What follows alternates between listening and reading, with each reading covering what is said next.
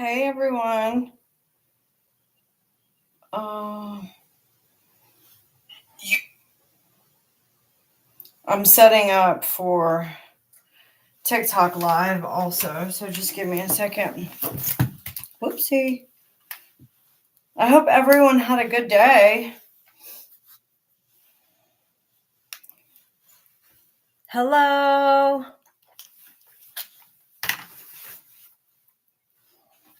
It's been a good day for me. I didn't get home from work until like 5, but I'm going to be off all weekend, so I'm super excited about that. I rarely ever get like a full weekend off. I usually work on Sundays, so I'm so excited that I don't have anything to do, like any responsibilities. I am going tomorrow to get a facial and I'm going to get a massage. But other than that, I plan on relaxing for the entire weekend. Oh my goodness, my dog's private area is really red. It looks like he irritated himself. Like, it's really red. I'm gonna spray some stuff on it. Lay down, buddy. Lay down. Oh. Good boy.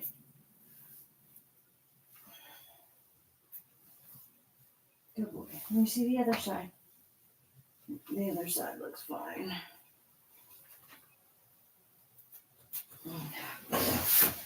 Don't lick it.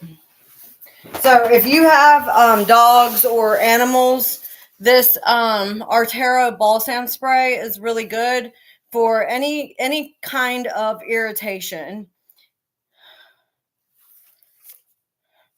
Why do they write everything so fucking small? Like, you got to get a magnifying glass just to read the directions on how to use the damn thing. Like, why would you do that? That's so annoying.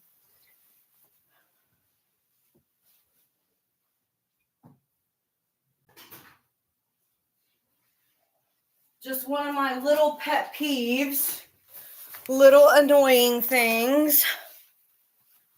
So, for the last couple of days, I guess since Gypsy saw me on the show, she and her little minions have been in my comment section, especially on YouTube. Let me go and let me read to you some of the comments that her little minions or herself have put in the comments. Let's see. I think it's funny. There's some funny ones. Y'all are going to laugh. Okay. So there's an account on YouTube and it's Ash Blonde 6, I believe. That's a Gypsy account. So she wrote, "How funny, you are getting paid to use your videos on her show, and now you are wearing all this makeup and looking Hollywood. Look at you. Give me a break." And I just replied, "Looking Hollywood, I guess that means I look fabulous. Thank you. However, how does my appearance have anything to do with Lifetime using my content?" No reply yet. The next one she wrote, "Wow, really didn't know this, but had her mother not had a feeding tube in her, then she wouldn't have had the bottle." Do you understand? Do you hear that? If her mother had not had the feeding tube, then she wouldn't have had the bottle. Wouldn't the feeding tube have replaced nutrition and she wouldn't have needed the bottle? Yes. Yes, raise your hand for yes. Then she says, "But in order to taste anything, that was her only choice. But thanks for the explanation. We never would have known." It was about the video that I made about how the milk can cause tooth decay and rotting. But let's just read that comment again. It says, "Wow, really, we didn't know this, but had her mother not had a feeding tube in her, then she wouldn't have had the bottle. But in order to taste anything, that was her only choice. I don't understand how not having a feeding tube equates to drinking a bottle in order to taste food. Somebody help me with that, please, in the comments, because I do not understand what that means. So I replied, oh, actually, I didn't reply. Somebody else replied and said her mother wasn't a saint by any stretch of the imagination. However, in my honest opinion, she did all those things to give GRB a good life. One she would never forget. Gypsy states in the Foias that she told Nick she had a surgery when she was 6 years old, and during that surgery, she had a seizure and had lost feeling in her legs. She goes on to say she never told her mother she got feeling back, as she feared she'd lose friends and her mother would no longer give her special attention. How does a 6-year-old keep that kind of information to themselves? It's no wonder Dee Dee was taking her to doctor after doctor. If my kid couldn't walk with no explanation, I'd be taking them to every doctor in the land to try to figure out why. So if Dee Dee didn't know Gypsy could walk, how is her taking her to several doctors her fault? In my honest opinion, Dee Dee was acting in Gypsy's best interest at this point. Thank you for liking the live. Everybody, make sure that you're double tapping the screen so TikTok sends it out to more people. So I hadn't replied to that one yet, but that was a very good reply. A very, very good one. Okay, let me go on because there was more.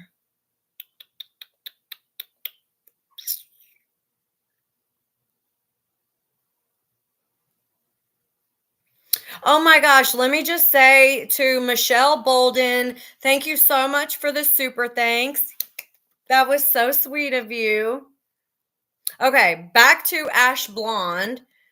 She wrote, you must be trying to get on the show again with the video that I posted today.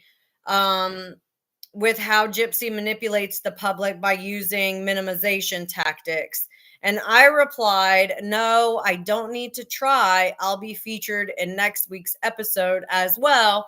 Looking forward to it. There was one more, I think.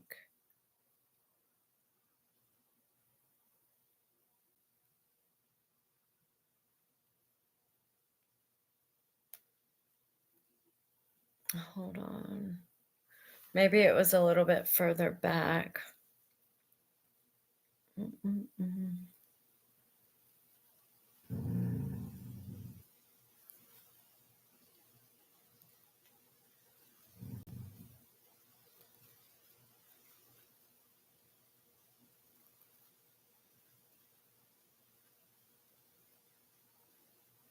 I think that was it.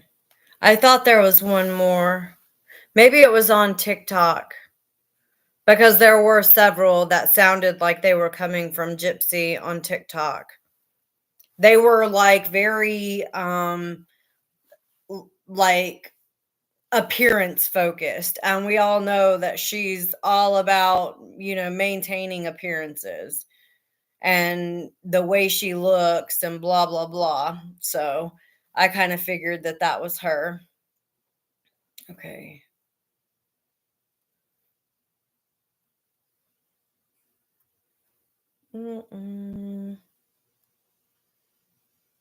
Okay. We're going to start back with a little bit of reading the Foia documents because there is a lot. There is a lot to read.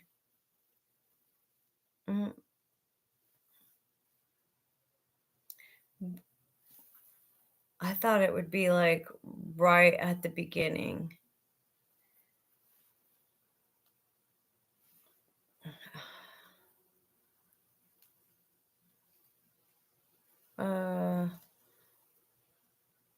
Where did it go? Hey.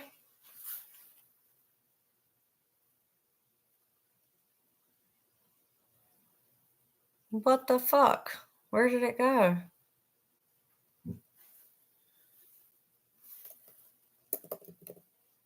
Oh, here we go. Okay. I just had to search for it. Okay.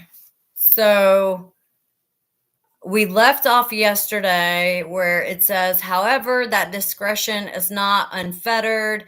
In making its determination, the court must consider the defendant's right to trial before a fair and impartial jury. Thus, if the jury panel has been prejudiced against a criminal defendant such that a fair and impartial jury cannot be paneled, the court must quash the entire panel and begin new. We had already come to the conclusion that the jury was definitely biased, and most of the panel that Nicholas got already thought he was guilty before they even started the trial.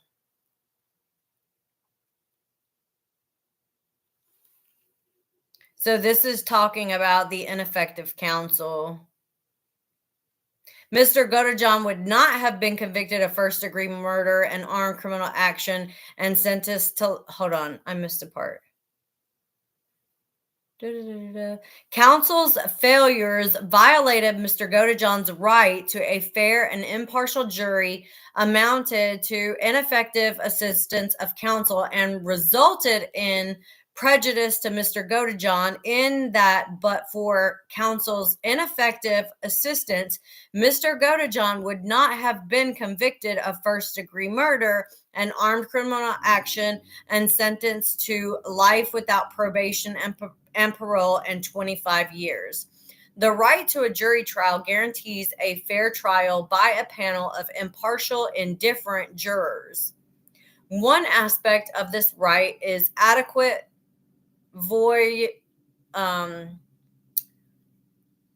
maybe this is French, Foia d'arrière. I don't know. Y'all, I am not good with reading these legal terms. It's spelled VOIR. So if you sound it out, that would be voyeur. I don't know. You tell me what you think it is. I'm not good with that one. And then dire is the next word.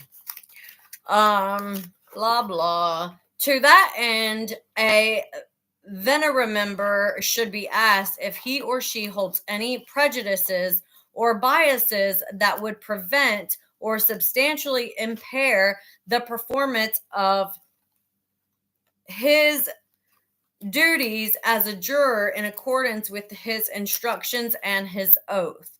This inquiry is meant to reveal whether a juror can set aside any prejudices and impartially fulfill his obligations as a juror. A prospective juror who does not enter the jury box with an open mind, free from bias or prejudice in favor of or against either party, is not a competent juror.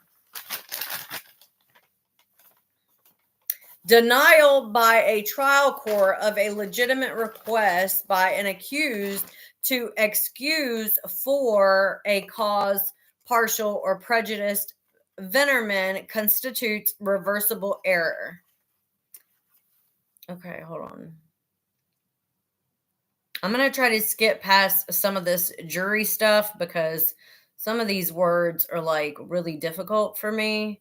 Just totally being honest, these legal terms are not simple to use. It says here, Nicholas Godejohn was prejudiced as a result of trial counsel's failure to adequately individually. Oops. This must mean something. Hold on, because the way that it's put in this statement, it looks like it means something. So it's voyeur dire. Okay, it says voyeur dire is the process of questioning potential jurors to determine their suitability for serving on a jury. Lawyers from both sides, along with the judge, ask questions to assess whether a juror has any biases, conflicts of interest, or other factors that may affect their ability to be fair and impartial in the trial. I thought it was what did I say? I thought it was French. It is. The term comes from the French, meaning to speak the truth. It can also refer to a preliminary examination of witnesses or evidence outside the presence of a jury to determine admissibility. So it's pronounced voyeur dire, and I'm sure in the French, it's. Thank you. Thank you, Chris. Voila. Thank you. That's how it's pronounced. I appreciate that so much. You have no idea. I was having such a hard time. I was having such a hard time with that word. Thank you. You guys are so nice. I appreciate you. Do you speak French? Thank you. Now I know how to say it the right way. Voila. Is it? Did I say it right? Okay. Nicholas Godejohn was charged with first-degree murder and armed criminal action for events occurring in Springfield, Greene County, Missouri on June. Yay! I got it right. Okay. On June 2015. The pretrial publicity surrounding Mr. Godejohn's case was extremely intense. Pretrial public scrutiny and fascination was very high to the unusual underlying facts of the case, including an aspect of Munchausen by proxy syndrome perpetuated by the victim in the case, Mr. Godejohn's co-defendant, Gypsy Blanchard, pled guilty to second-degree murder on July 5th, 2016. Her court proceedings were broadcast. We already read that. I feel like this is just a repeat of the same thing that we already read. Let's scroll down. Maybe they uploaded the same pages a couple of times without recognizing it. Oh, I watched that show too. How did I miss that? I loved that show, How to Get Away with Murder. Like, that was my shit. I was like watching it back to back. You know how many times I watched that show? I watched that show probably 3 times back to back to back to back because I was just so interested in it. Not because I'm trying to get away with murder or no shit. I'll just talk to Gypsy about that. But because it was just really interesting, Okay, this is where they go into some of the jurors specifically. Yeah, Viola was so good in that show. I loved it. Okay, hold on. Do y'all want to hear about the jury people, or do you want me to kind of skip past and see if there's any other interesting information? Right now, okay. We talked about how 67 out of 80, or approximately 84% of the Venner persons had already heard about the case. The trial court.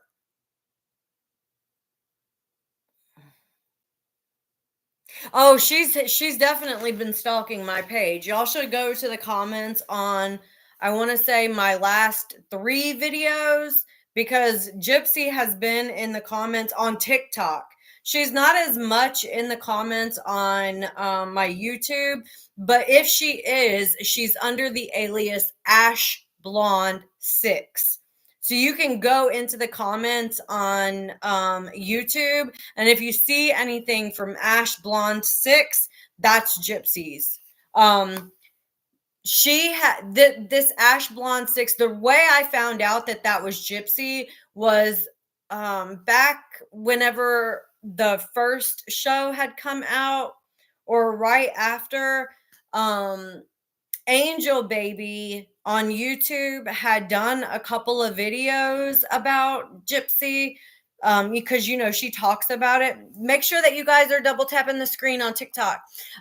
She was talking about it, and at that Ash Blonde 6 account commented on the post, and what she commented sounded verbatim like something that Gypsy would say in order to excuse her behavior. It was almost like she was talking it like for herself. It wasn't like she was talking in the third person or referring to Gypsy, as a distant person. The way that she typed her response was as if it was herself typing the response. Does that make sense? And so that's how I put two and two together, that Ash Blonde 6 is in fact Gypsy Rose.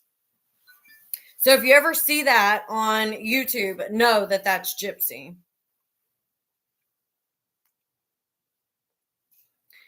Okay, so the trial court then inquired of the 67 who had heard about the case, how many had formed an opinion as to Mr. Godejohn's guilt or innocence, to which roughly 19, or roughly a third, responded affirmatively. Immediately after polling the Vena persons who had formed an opinion as to guilt or innocent, the trial court improperly and misleadingly informed these Vena persons. I can assure you that by the time this trial is over, that you will know more about this case than anything that you have read, seen, or heard. That seems weird to say. The trial court then informed the Vena persons that they would be instructed that in reaching any verdict in the case, they can only decide the case based upon evidence presented in the courtroom and the instructions given. Hey, Diana. The trial court then asked, is there anyone who would be who would be unwilling or unable to decide the case based solely upon the evidence received in this courtroom and the instructions as I give it to you, not rely in any form or manner on the information that you may have seen, read, or heard, and not discuss that information with any of your fellow jurors? Is there anyone unable or unwilling to do so? To which of those 19 who had already formed an opinion, only one juror said they would be unable or unwilling to decide the case based solely on evidence received. The state then called for a sidebar off record, and the trial court announced the voir dire of the 19 Vena persons who indicated they may, hey Bajork, who made their minds up about guilt or innocent, though all 19 Vena persons were individually voir dire. I'm gonna enjoy saying this word now every time since I know how to pronounce it. Trial counsel failed in their duty to inquire into the bias of the jurors who expressed that they had already formed an opinion of guilt or innocence. Trial counsel made no real inquiry into their bias by exploring what pretrial publicity they were exposed to, on or what basis they formed an opinion of guilt or innocence. This line of inquiry would be permitted during individual voir dire instead of attempting to establish challenges for cause. I need to go get some water really quick, you guys. This is my my copper water tin. It helps to purify the water.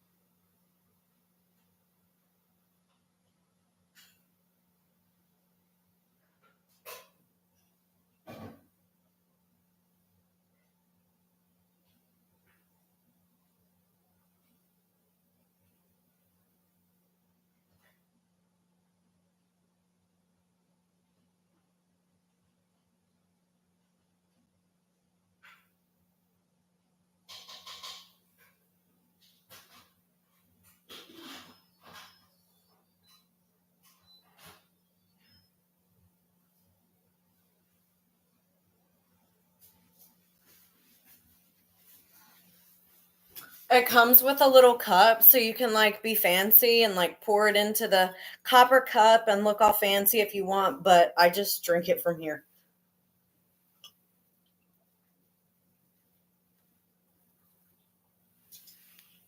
I probably wouldn't drink it like that if I was like sitting down eating dinner or something with other people, but when I'm alone, it's like, fuck it, who cares? Okay. Of the 19 Vena person who formed an opinion as to Mr. Godejohn's guilt or innocence, 3 served on the jury, which deliberated and found Mr. Godejohn guilty of first-degree murder and armed criminal action. If I have to be honest, I don't know why anyone would literally trust the word. Hey, Michelle, thank you so much for the super chat. Thanks. So why they would trust these people to be honest and say, oh, I can make an honest assessment and just disregard everything that I've heard. How many of you would listen to all of this information and actually be able to give an unbiased ruling? I feel like the jury was tainted. And I mean, of those 3 of the people that they asked, all 3 of the jurors voted him guilty, which means to me that they definitely were swayed by the information that they had seen on TV, that they had read, whatever. You know what I mean? Like, I just don't see how they can just ask somebody a question and be like, hey, are you gonna be honest and not consider any of that information that you already heard, and are you going to be able to disregard that? And they say yes, and they just like trust that. I wouldn't personally trust that. If I had heard all of this information and I had gotten on the jury, it would have been really hard for me to vote not guilty, right? Because of all the information that had been portrayed in the media. It would have been really hard to do that. So to me, it seems like a huge disservice that they did to Nicholas by allowing these people to actually serve on the jury.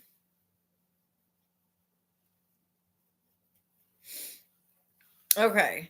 So it says juror number 13 indicated to the state that he or she believed that she could set aside the things that she heard.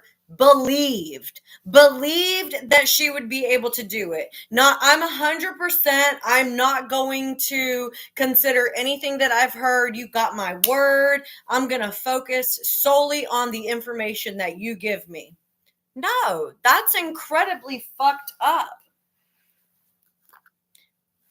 Juror number 13 explained that the media blows things out of proportion and sometimes lies, doesn't give the truth or gives their perspective of what the truth is, and that hearing the evidence in the courtroom would be more realistic than hearing the evidence from the news, media, or the papers. Now, I do agree with that. Yeah, I think you're right, Chris. I think as long as they got a conviction, it didn't really matter who it was or how long. They just wanted a guilty. Juror number 13 went on to say that based on the evidence that I've heard over the media and other sources, it was fairly reasonable to me that it could have happened the way that I had heard it happened. Trial counsel failed to parse out with juror number 13 that whatever she heard in the media was not, in fact, evidence. Juror number 13 answered affirmatively when asked by trial counsel. Our judge had mentioned that you're going to hear lots of evidence in this case that hasn't been in the media. Has that piqued your curiosity a little more? During individual voir dire, juror number 20 stated he or she was a news hound and had seen much, much, much coverage on it. It was an election year that year for the DA. She went on to state, and I think when you do that, for me, it's impossible not to form some opinions. But as one of you said, there will be new information and things that go in the media. So juror number 20 said yes when asked by the state if she understood that if chosen to serve, they would have to disregard entirely what they had heard in the media and focus only on the evidence here. I cannot 100% accurately believe that they would set aside anything that they heard in the media and only focus on the information given at trial. I just don't believe anybody would have been able to do that. I wouldn't have been able to do that. I'm sure you wouldn't have been able to do that. So how can we trust that they were able to actually really pull that off? Trial counsel asked juror number 20 only 3 questions. How strong is your opinion if Mr. Godejohn is found guilty? Have you formed an opinion as to what the sentence should be? And does the court's statement that there's going to be evidence in the case that hasn't been revealed in the news pique his or her curiosity and cause them to want to serve on this jury? During individual voir dire, juror number 39 stated that they think and believe they could set aside what they had heard in the media and that they don't think they would have trouble doing that because they didn't know a lot, only what they saw on the local news. But if you think about what was actually being shown in the local news, now, in the beginning, it was that the whole thing was a con gone wrong, right? That's what the first initial reports were. And then as soon as Mike Stanfield took the case, he started to flip that narrative and run with the whole Munchausen by proxy. And when they threw out those photos of Gypsy Rose that they love to throw out, that one with her doing the sleep study with all the things over her face, they threw out one of those photos and her laying in the bed cheesing, that picture, and then a couple of other ones. The main picture was the one of the medicine, closet. With those 2 pictures and the medicine closet, a lot of the internet, sleuths were pointing to Munchausen by proxy. And that's where Mike Stanfield came up with, okay, well, if people are already thinking that this is a Munchausen by proxy case, well, let's just run with that. Dude knew. He knew that Gypsy was a fucking sick kid that needed a lot of medical attention. And he was the one who manipulated everyone into running with the Munchausen by proxy defense. Yeah, he was the first reason that this went sideways. I believe that it was his idea to run with the Munchausen by proxy. I believe it was his idea to manipulate Rod and Christy into continuing that narrative on the TV. And I believe that it's Mike Stanfield who has continued all this time to say, let's just keep pushing the Munchausen by proxy. People are still believing it. Let's keep pushing it. That's why he's so involved in her situation now. I don't think for a second that it wasn't his idea. Why else would an attorney, a public fucking defender, somebody who didn't even get paid by the client themselves. Like, he wasn't a hired attorney. He was a fucking public pretender. So the state paid him.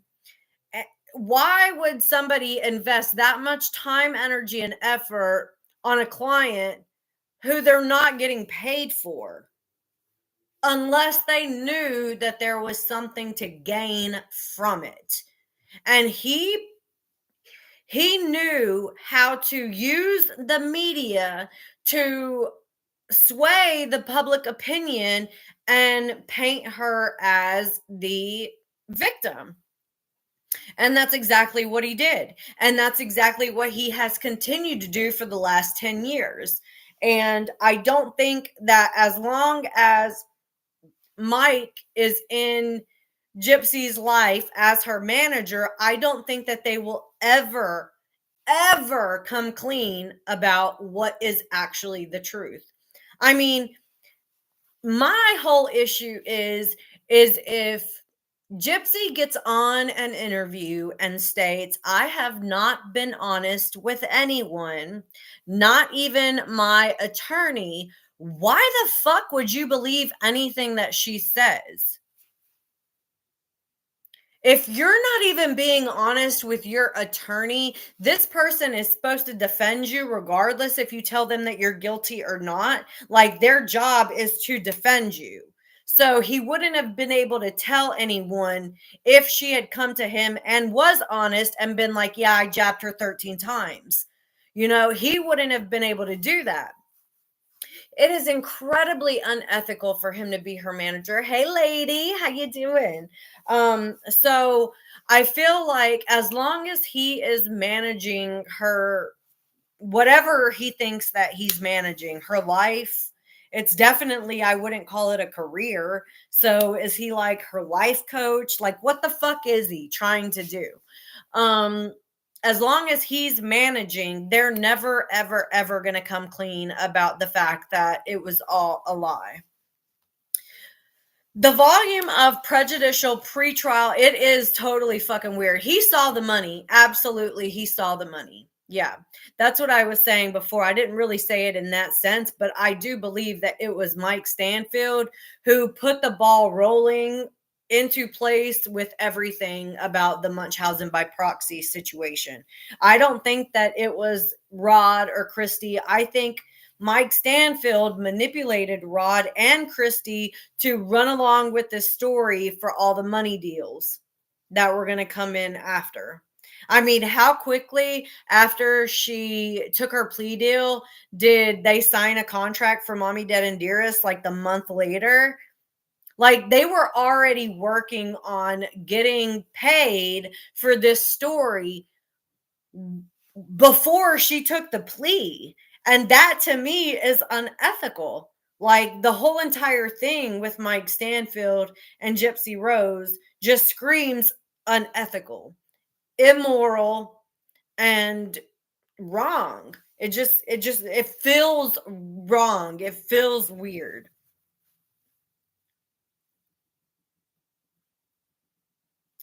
Despite the extreme pretrial publicity in the case, and despite the fact that 67 out of 80, or approximately 84 of all Venner persons, had heard about the case, trial counsel failed to inquire of these jurors about the nature and extent of pretrial publicity exposure. All 12 jurors who served at Mr. Godejohn's trial heard about the case. All 12 of the jurors had previously heard about the case. How is it possible that you can have a jury of 12 people who have all heard about the case and have them be impartial? It's impossible. It's impossible for every single one of those jurors to be impartial. Yeah, everything about Gypsy is unethical for sure. Gypsy went along with it because Gypsy likes attention. She's been given attention her entire life, and everyone doted on her because she was a sick kid. I want you to think about that for a second. Gypsy got a lot of attention as a, young child into adolescence, into teenage, into her adult years. She got a lot of attention for being a sick kid. Lots of people, just they look past a lot of things because the kid is sick, right? So they're not really thinking about like what type of personality she really has and this, that, and the other. They just see sick kid and they're like, yeah, let's give her our sympathy, let's dote on her, let's give her all the attention, let's give her all the praise, whatever. But Gypsy obviously didn't want to be seen as the sick kid anymore. And she went from getting a shit ton of positive attention all the time to now having a mixed bag of negative attention and positive attention, meaning people who don't believe her story. She never had to deal with people not believing her story before. It was always just everybody believed, and now she's actually having to deal with people who don't believe what she says. And that is foreign territory for her. And that's why you continue to see her trying to manipulate the public by saying, oh, just give me grace. If you just give me grace, I'll be able to become the woman that I should have been. Like, bitch, ain't nobody stopping you. But so far, you haven't shown us that you're going to do anything with your life except come out here and be fucking messy as hell and destroy every single life that you come into contact with.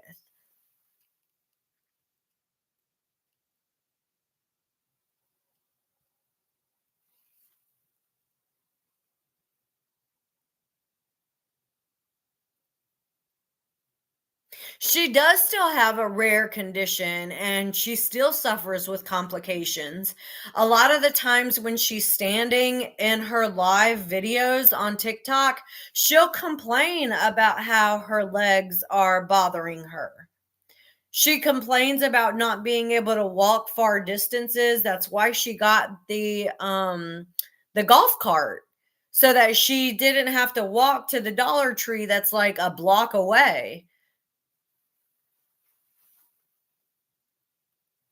She keeps mentioning that she was abused for sympathy, and she keeps like throwing her mom under the bus because as long as she makes her mom and Nick out to be the villains and not herself, she can avoid accountability. That's what it's about. It's about her avoiding accountability for the mere gravity of the situation for taking somebody's life. Like, yeah, it was so 10 years ago. Like, what? The life you took doesn't automatically come back now that you're out of prison. Like, you took a life. That is a life-changing event for the person that you took the life of. Like, they're no longer here to breathe air and experience the joy of living. And you want everyone to just forget that it happened? Like, no, no, people are not going to do that. People are not going to just forget that it happened. She really should not be out here trying to be an influencer. Hey, Mandolin. And she's like so mad. Well, I didn't ask for all this. I didn't ask for this. Well, what did you think was going to happen when you signed a contract with Lifetime for a reality TV show? Like, what did you think was going to happen? And I do also think that before she got out of prison, I think that her and maybe a couple of other people, maybe Melissa Moore, maybe somebody else, helped her to come up with the idea of, buying fake followers on TikTok, because our society is so conditioned to believe the more followers you have, the more famous you are, the more influence you have, the more you're able to be trusted. And I think that they put that idea in her head. Well, if we buy you a ton of followers and all of a sudden you have a ton of followers overnight, people are going to want to follow you. People are going to want to see what you're doing. Like that whole entire thing. And to me, it just screamed, yeah. She does love saying 9.8 million followers. I had 9.8 million followers. Not anymore though. I think she's gone down. Yes, they all helped her form a plan. That's what I'm trying to get to. The plan was for her to come out, not have a ton of followers right away, right? And then all of a sudden just shoot up in followers overnight, and then just continued to build and build and build for the first like 3 weeks that she was out. I think that that was the plan, because the more, like I said, in society, the more followers you have, the more influence you have, and the more people care about what it is that you're doing. Like right now, if I had 10 million followers, people would be highly interested in what I have to say, and they knew that. Yeah, that's another thing too. Somebody said that the other night when she went live, I think by herself, that she only made like $100. When she first got out and started going live on TikTok, she was making about $1,000 every time she went live. Now it's gone down to $100 every time, which is nothing. I mean, it's more than I make, but from $1,000 for 1 hour to $100, and I mean, to $100 in just a year's time, like that's a significant drop. That means that a lot of people who were supporting her are no longer supporting her, or at least they're not supporting her financially. They may still be supporting her with like comments, likes, shares, and that kind of thing, but they're not supporting her financially.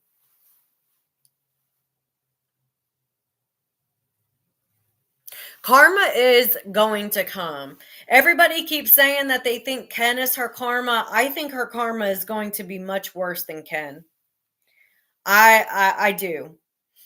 Her being hurt emotionally, honestly, that's like toddler shit. She committed a murder that she planned for years.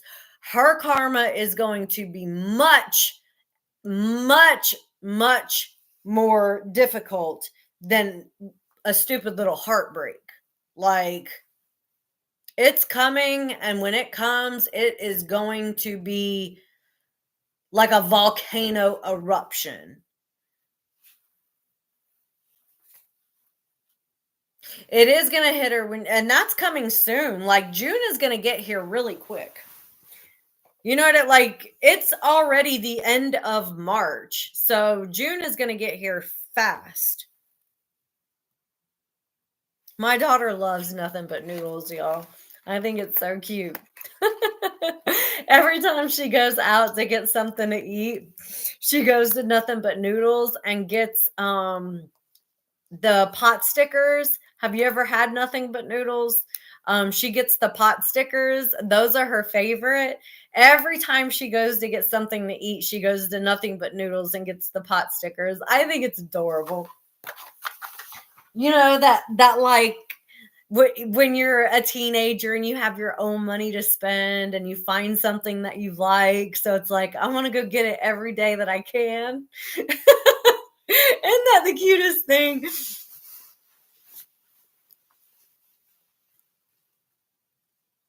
I think it might be kind of the same as Noodles and Co. Try the pot stickers. Let me know what you think about them. My daughter loves them.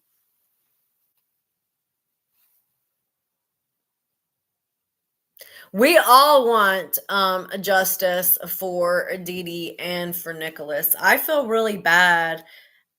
You have your theories, Mandolin? I'd love to hear them. I feel really bad after reading all this information about the trial. This poor kid did not have a fucking chance. Like he didn't have a chance. Not at all. And it's really incredibly sad.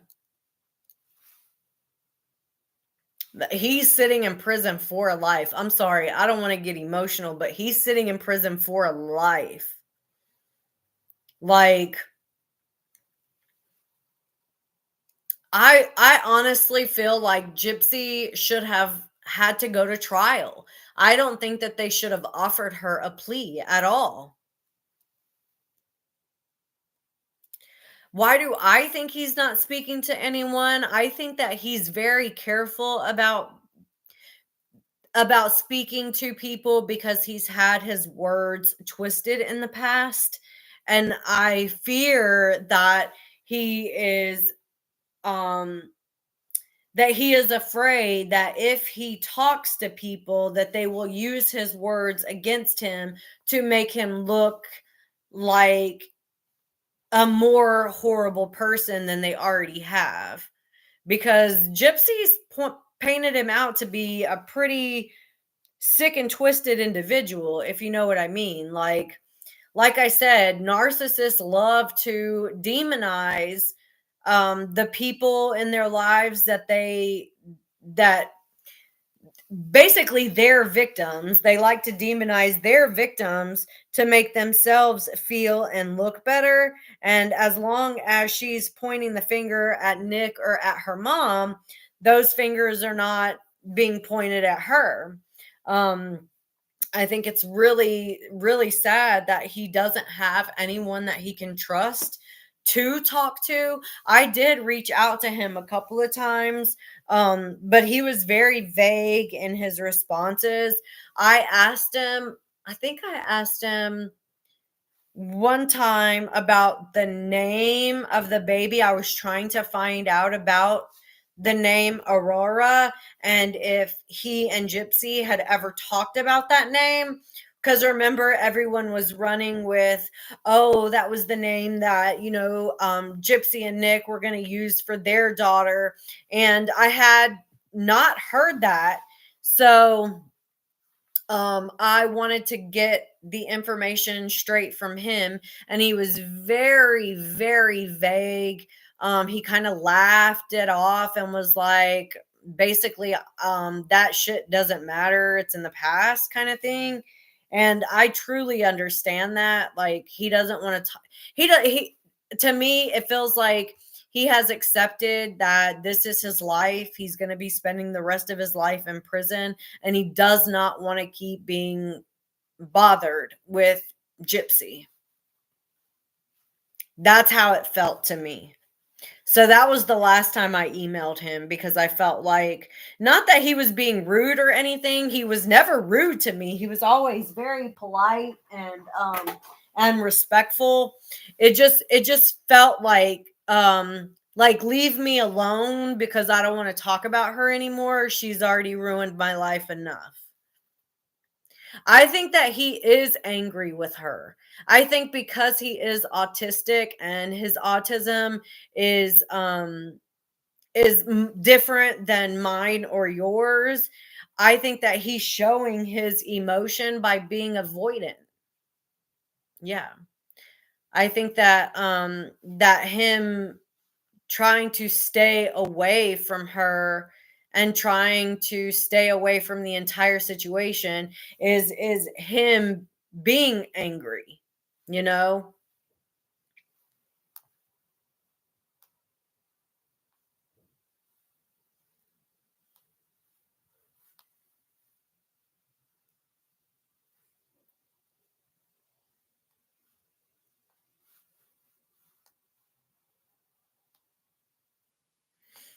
Hold on.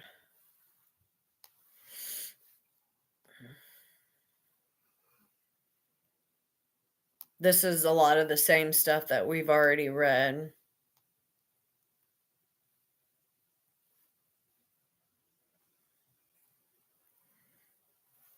Like I said, I think some of this is doubled. Oh, wait. This is new.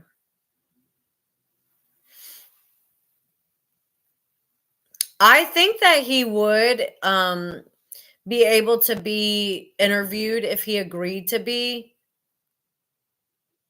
I don't think that other personalities were all made up, Danny. I believe that Gypsy was the one who had the other personalities, and it was her idea to introduce multiple personalities for him. I do think that Gypsy has reached out to him. I do. I think that she tried to write him a letter. She probably used an old address in Texas. Maybe she took off of the internet and tried to write him a letter and then claimed it wasn't her. I do think that that was actually her, because she is just diabolical like that. And I can see her trying to reach out to him, even though she knows that she's not supposed to. I can definitely see her reaching out to him once she gets off of parole to make sure that he doesn't say anything. I don't think that he understood what it was that he was seeing about himself. I think that as everyone goes through like puberty, we all experience a little bit of a depression. And I think that that's what he was trying to explain what was happening to him, but he didn't have the words to explain it. So that's why he called it a darkness. I don't think that he was actually having like murderous thoughts or anything like that. I think that he was genuinely depressed as a teenager, suffering with autism, suffering with Asperger's, and he just didn't have the right words to express what it was that he was actually feeling.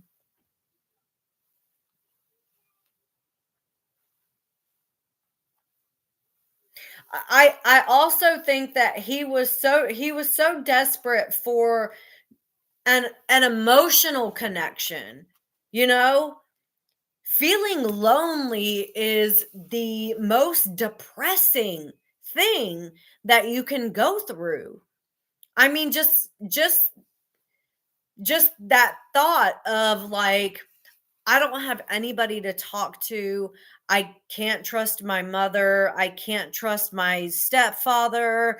He was lonely, and he was looking for an emotional connection, and he got an emotional connection from and with her. And she really preyed on his weakness and his desire to have that emotional connection.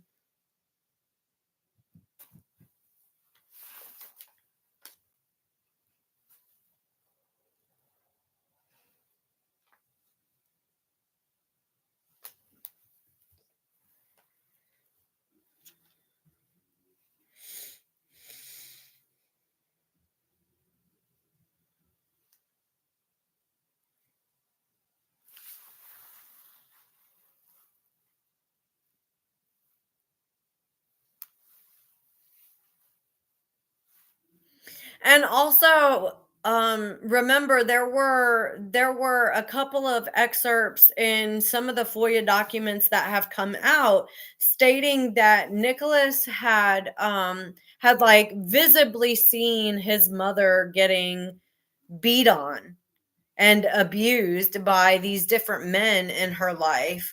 So he kind of had this, I don't even know how you would describe it, but this desire to like help and like rescue because he couldn't help his mom, you know?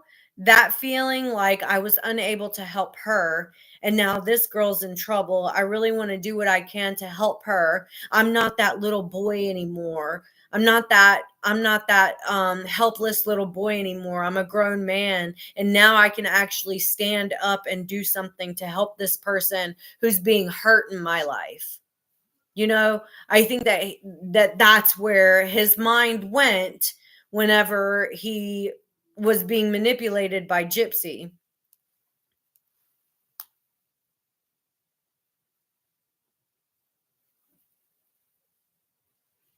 While defense counsel tried to establish that Nicholas was vulnerable to Gypsy's lavish attention and unable to form the necessary mental state to commit first degree murder due to his ASD diagnosis, the state sought to portray Nicholas not only as normal, but as a sexual deviant who forced a sheltered Gypsy to engage in humiliating sexual role play and committed the offense to make a sex slave out of Gypsy. The state suggested to the jury that Gypsy was victimized by both her mother, the victim who subjected her to unnecessary medical treatment, and by Nicholas, who was motivated by sex. Trial counsel had evidence and witnesses available to them to challenge the state's theory of the case and to support a viable defense of the charges of first degree murder and armed criminal action. So even after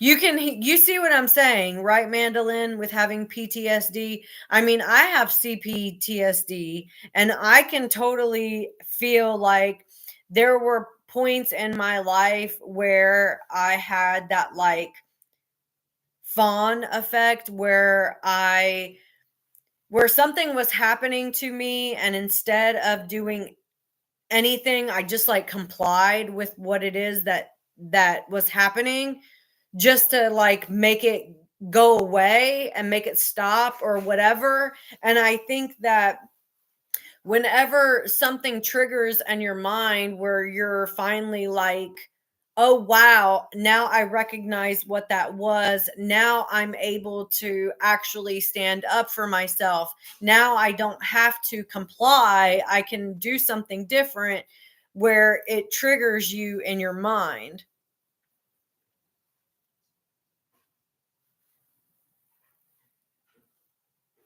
I don't really know you, killer, so maybe next time. I'm getting ready to get off in just a couple of minutes.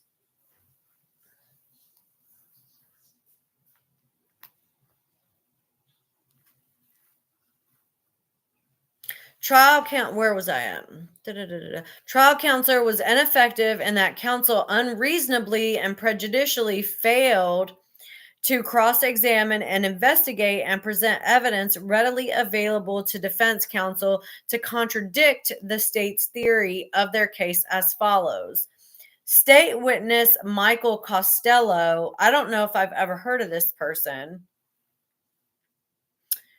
testified at trial that he is a computer analyst with the Springfield Police Department. Costello wrote 2 reports provided in discovery regarding his forensic examination of various electronic media seized in the case, including a black LG track phone owned by Gypsy Blanchard. Trial counsel failed to establish on cross-examination of Costello that he located on Gypsy's track phone 5 photographs of Dee Dee Blanchard's bedroom, including images of Dee Dee sleeping in her bed. How fucking creepy is that? Why on God's green earth was she taking pictures of her mother while her mother was asleep? That is so fucking creepy. Like, imagine being asleep and waking up to a flash in your eye and somebody just taking a photo of you. That is so weird. Like, what was that for? And a video of what appears to be a walkthrough of what Nicholas needed to do to commit the murder. Good point, Phoenix. Oh, also another good point, Marilyn.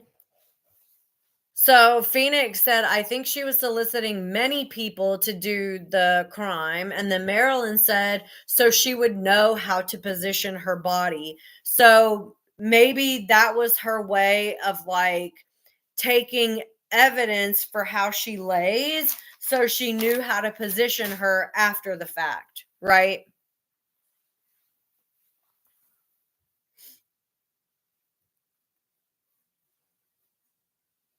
Isabella, hold on, you guys.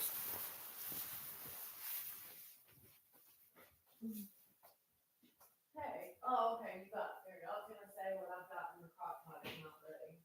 Yeah, I figured. You were cooking.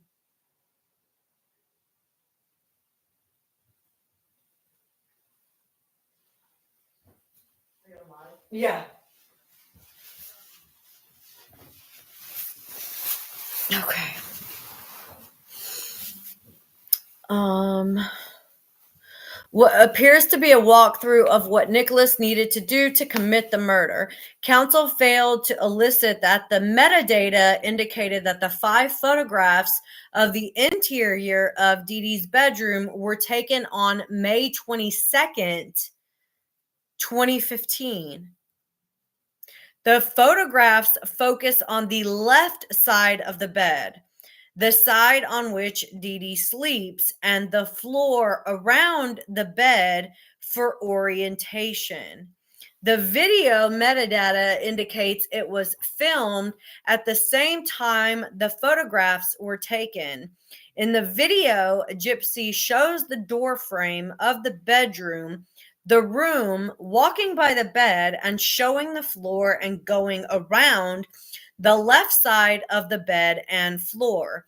In this video, Gypsy goes up to the left side of the bed near the pillows, points to the pillows on the left side of the bed, makes her hand into a fist, and makes a jabbing motion downward, like she is stabbing an invisible person on the bed. Costello's testimony would have led to the admission and publication of the video at trial and would have supported defense counsel theory that Nicholas was focused only on Gypsy and that Gypsy set out and was able to manipulate him. Instead, the jury never heard or saw any of this information. That's terrible.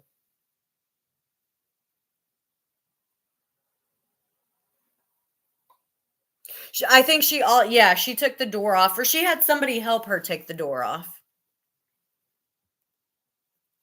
Hell on Heels, the instruction video, like this shit is crazy. How is it that nobody, like, they didn't get to see this? I don't understand how that can possibly happen in a trial where this man's life is on the line. Why all of these things were not admitted as evidence into the trial? How is that possible? It just seems like they didn't really care about making sure that he had a fair trial. Further, counsel failed to cross examine Costello regarding a Yahoo Messenger conversation he located during his forensic examination of Gypsy's phone with an individual she identifies as Danny. Danny, that's a new name that I have not heard. And additional messages from Gypsy to Nicholas in which she discusses meeting a guy at a coffee shop to have sex with him. Counsel also failed to cross-examine Costello on the fact that during his forensic examination of Nicholas's HP Pavilion laptop, Costello learned that on June 11, 2015, Nicholas visited papajohns.com at 5:20 p.m., then the store locator, then to dictionary.com to look up what the word sweet meant. It says Danny, Roma. So maybe she called him Danny. Maybe she called him Dan. I don't know. This information would have supported counsel's evidence and theory that Nicholas was not normal, but a person who negotiated life with the mental disease or defect of ASD Asperger's. Counsel was ineffective for failing to cross examine Costello. Yeah, I've not heard her refer to Dan as Danny, so this has to be a different person.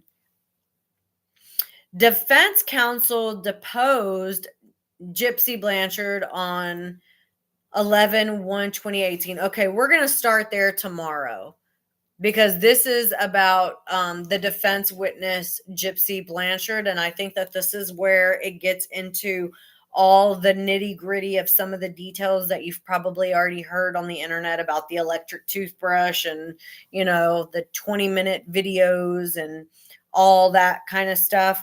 So because I'm getting ready to take a shower because I'm still in my work clothes and smell like dirty dog water and sweat, I need to get in the shower and just clean off. But I am off tomorrow. So I'm going to go live and we can do this, I'd say around 3 p.m. Eastern Standard Time.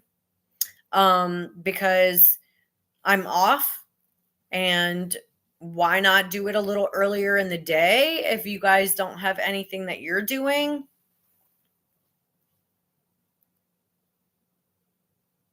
Okay, so it was Danny. I'm going to get a massage and facial in the morning. So that's how my weekend's going to start. I'm excited. Okay. So if you guys don't have anything that you're doing at 3 p.m. Eastern Standard Time, which is 2 Central, 1 Mountain, and noon Pacific, then I will see you tomorrow at 3 o'clock. If you'd like for me to come on a little bit later, just send me a DM because my time is really kind of flexible tomorrow. But I do want to at least go live for a couple of hours, during the day so that I can have the rest of the evening to kind of do whatever it is that I want to do. So I was thinking like from 3 to 5, we could hang out together. Yeah, I'll remind you. I'll text you tomorrow. You guys are awesome. This is getting really interesting. I know some of it are like things that we've already heard, but some of it are things that we've not heard. And I think that it is very eye-opening to how little the system really cared to ensure that Nicholas had a proper trial. That's the saddest thing about all of this. Not that Gypsy's out here living a free life. The saddest thing is that Nicholas is still behind bars and she's out here in the free world, and she's the one who manipulated him into committing this crime. And that he didn't get a fair enough trial, or nobody cared enough about him to help him get the kind of support that Gypsy received. He should have been able to get the same love, support, and care and guidance that she was given. And he definitely sorely lacked in that area. And that's the most heartbreaking event of all. She doesn't care. She doesn't care. She's out here living her life, living her best life. She don't give a shit. Narcissists do not have feelings. Unfortunately, they don't. They don't have empathy like regular people, like regular normal people. They don't have that. So, all right, you guys, I'm going to go. We will see each other tomorrow at 3 p.m. Eastern Standard.